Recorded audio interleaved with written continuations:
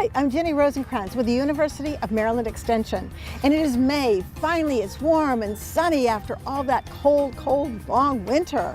And I have with me a little garden that I planted last fall. And this is the type of thing that you and I can do together. You know, just get a container, put the bulbs in the fall, and in the springtime we have this beautiful garden. And this is easy for us to do. Well, I would like to show you what else you could do. Take a walk with me over here and see what you can do if you decide to get a little bit more upscale. So we're going to be looking at some springtime happenings here at Salisbury University. Join me coming up next right here on Pack 14.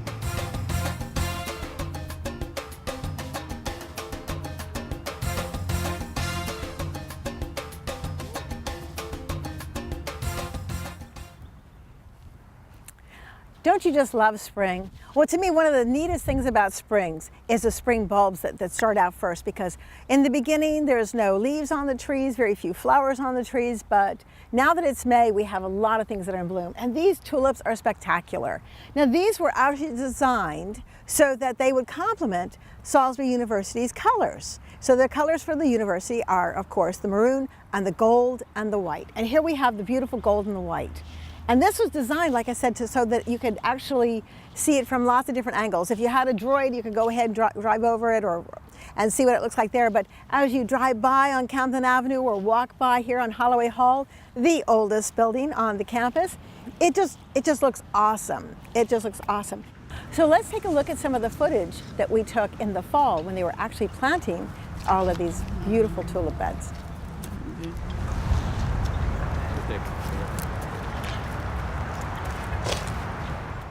Now these tulips will last for maybe another couple of weeks, early to mid-May, probably early May will be the end of them.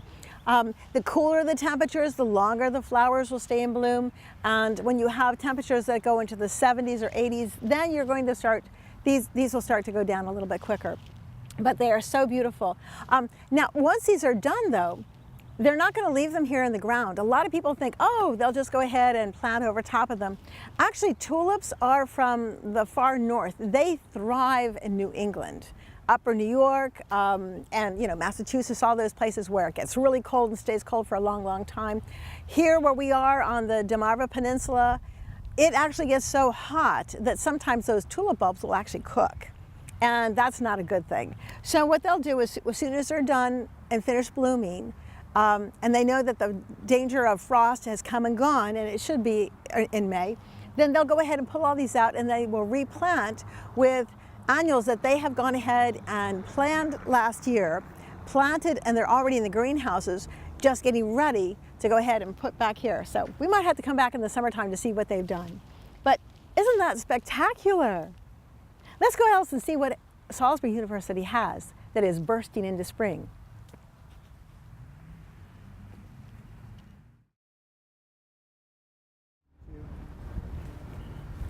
Ah, love this. This is the American Dogwood, and the American Dogwood often starts out with white flowers, but this is a variety that they found in nature, and instead of having white flowers, it actually has pink flowers. So this is called the pink flowering dogwood. And actually, I'm telling you a tale, because these beautiful petal-like structures that look like petals are actually what they call bracts. And they're the outside of the flowers. Right here in the very center, all these little guys that haven't even opened yet, these are the little flowers. So that is really cool about dogwoods. Now dogwoods, like a lot of early spring flowers, start out before the leaves come out. And I think that that's so that the pollinators who are trying to find whatever is in bloom in late April and early May, what in the world can they see? They can go ahead and see this bright, cheerful red color, or in terms of the white dogwood, the white petals, or the white bracts, I should say, and they can go ahead at that point find whatever is available for pollination. Right now, it's a little difficult for a lot of the pollinators because there's not quite a lot out, but this is really gorgeous. And this is a lovely native tree. Now, there is a problem with our dogwoods, and part of it is because we have such sandy soil, and we're very southern, we're very hot. So if you look at this, you can see some areas right here where there's like a little bit of a bump right there. And what happened at one time, that was a hole caused by what is called a dogwood borer. And it this particular part, the plants that, I'm gonna kick that one out, and it did. Down here you can see where the borer was a little bit more successful. But this is still a very healthy tree. It has a lot of flowers. It's gonna have a lot of leaves. You can see a lot of the leaves are starting to come out. And you know, as long as we have a really good summer with adequate rainfall, it will be great. And also this one right here, it gets shade from the surrounding trees. And this one likes to have morning sun and afternoon shade. This is what they call an understory tree. But to me, this is one of the things that say spring is really here. Thank you. This is one of my favorite trees also. Have you noticed I have a lot of favorite trees in the springtime? This is actually a crabapple. So it has the flowers of an apple because it is an apple. What I love about these flowers is if you take a look at the little bud right there, that starts out as a light pink. It's really, really pretty. But by the time it opens fully, it's completely white. And there's a lot of pollinators. There's a little bee right up there. Whoop, I just pushed it out. And here's another bud. See how dark pink that is when it first starts? And yet it fades to a blush, and then when it's open fully, it's pure white. They're so pretty. I love these. And these are also very fragrant.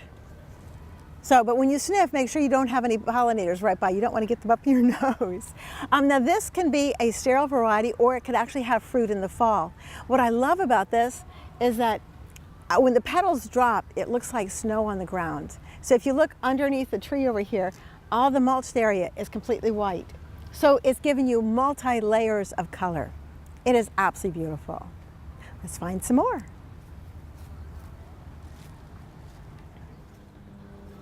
Oh, I love these. These are what they call saucer magnolias, because when the flowers, this is the start of the flower, see how dark, rich purple that is?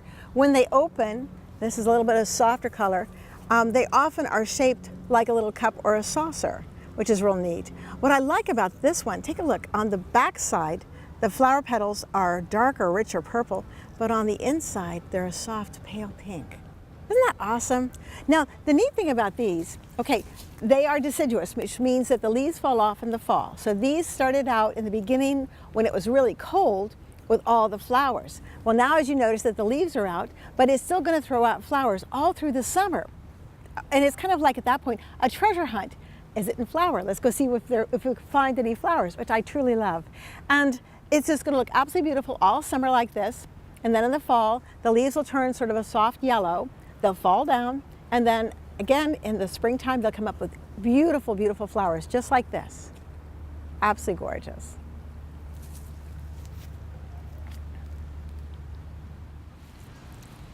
Oh, love this one. You know, most magnolias either have white flowers or pink purpley flowers, but there is one variety that is a tree magnolia like this one is, and it has gorgeous yellow flowers. And this one is spectacular. I'm just loving this. This is so beautiful. There's one variety I know that's called Madam Butterfly. I have one at my house and I love it. This one may or may not be that variety, but notice how all the petals are a soft butter yellow, both in the front and the back. And when they open, if you can take a look on the inside here, you can see that they have all the different parts of the flower that are also bright yellow, making it just really gorgeous when it's open or not quite as far open. Lovely.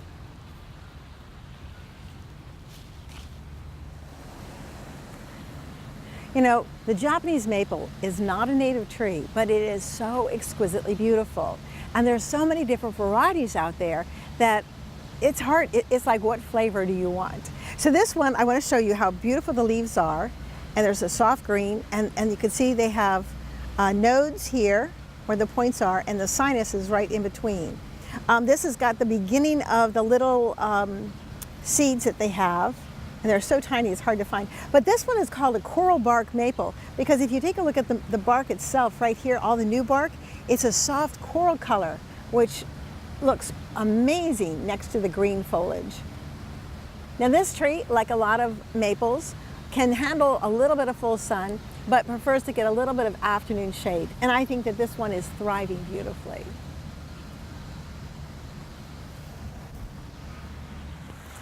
Oh, you know it's springtime when the red bud is in bloom. This is such a beautiful example of a weeping redbud. Most of the time when you see redbuds, by the way, redbuds are never red. They're kind of this lovely pinky purple color, and they're usually, the little flowers are held in clusters of maybe 5 or 7 flowers, and then they just basically, the flower clusters are just all over every twig almost. It's just so lovely, and the bees are very happy here too. Anyways, I digress. So this is a weeping form. Most of the time you'll find them as a shrub form, which would be chinensis, not a native, or Cercis canadensis, which is a tree, and that is native. So this is a tree shape that they've gone ahead and created that cascades down. So here we have a beautiful weeping redbud. So lovely. Aha, here we have our white dogwood, Cornus florida. I just love these things. Aren't they beautiful?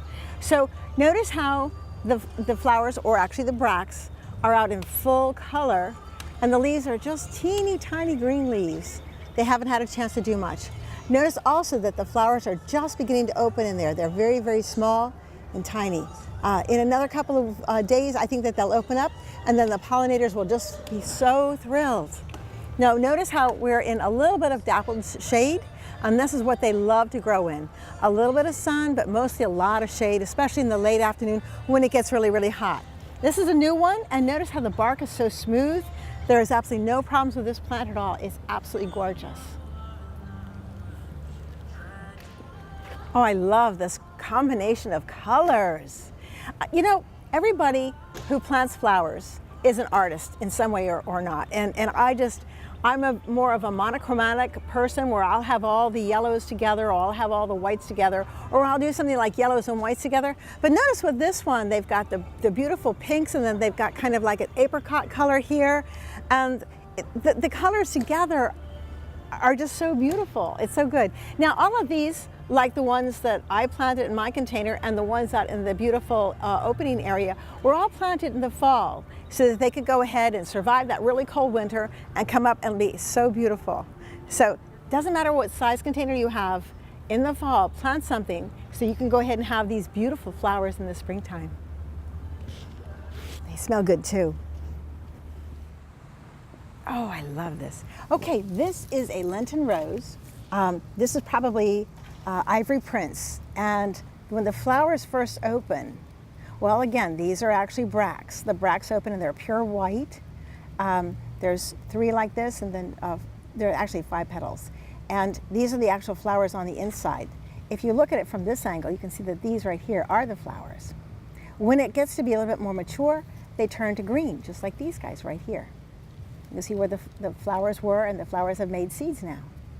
Aren't they beautiful? Now these are evergreen, and I really like the fact that they are evergreen, because they will give you color all through the summer and the fall and the spring, and then again in the wintertime. Lovely plants. Oh, this is an amazing plant. This is a Virginia Bluebell, and we don't usually have the opportunity to grow them here on the Eastern Shore because we have such sandy soil. This one has really specific requirements. It needs moist soil and it needs shade. Now where I live, I have real sandy soil, so even in the shade I have sandy shade. But notice how the buds start out a really pretty soft pinky purple, but when they open up, they're this beautiful blue color, and they look like little bells, hence the term Virginia bluebells. I love native plants like this. Now, these are all growing on the campus at Salisbury University. And what's neat about the campus of university here is that the entire university campus is an arboretum. I think that's awesome. So as you walk through it and you don't know what the plant is, you could probably ask one of the people that work here, or you could go online and find out the names. It's kind of fun to do. It's kind of like a treasure hunt.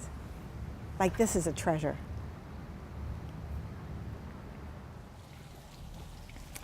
One of the neatest things about the treasure hunting here is you can find something called the secret garden. It's a very quiet place, and it's almost all enclosed, so it's a niche garden, and things that cannot grow out really well in Salisbury will thrive here, like this beautiful yellow Confederate jasmine. Isn't that gorgeous? This is a very southern plant, and with the cold winter that we had, I'm surprised at how gorgeous it is, but that yellow flower is so beautiful.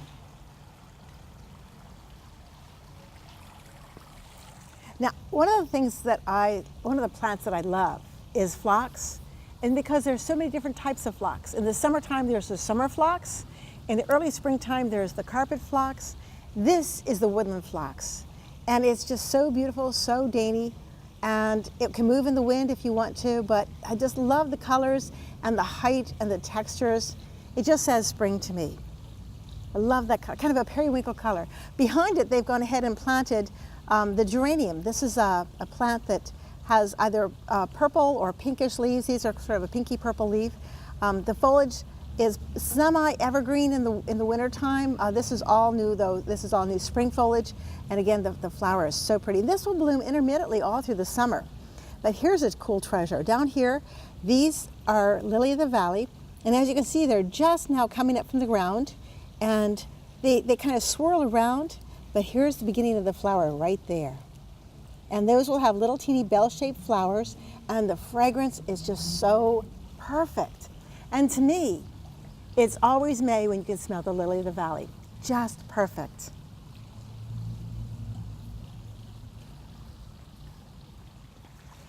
Oh, wow. Okay, this is a type of Solomon seal. This is variegated Solomon seal. And it's called variegated because the leaf has green and kind of a creamy yellow on it. But what makes it so beautiful are these little teeny bell-shaped flowers with a touch of green at every one. They'll bloom for maybe 2 weeks. And once they're done, they'll have little purple berries, but the birds eat them so fast sometimes that as soon as they're ripe that you don't even notice that they're there. Now this little guy down here is called a catchfly. And I think it's called that because some of the stems are sticky and the flies that would land to pollinate these guys would get stuck in them. But I love the soft pink color and the fact that the foliage is very, very soft, very, very touchable. And if you look a little bit this way, you can see there's some lily of the valley almost in bloom. I could smell it. Isn't that gorgeous?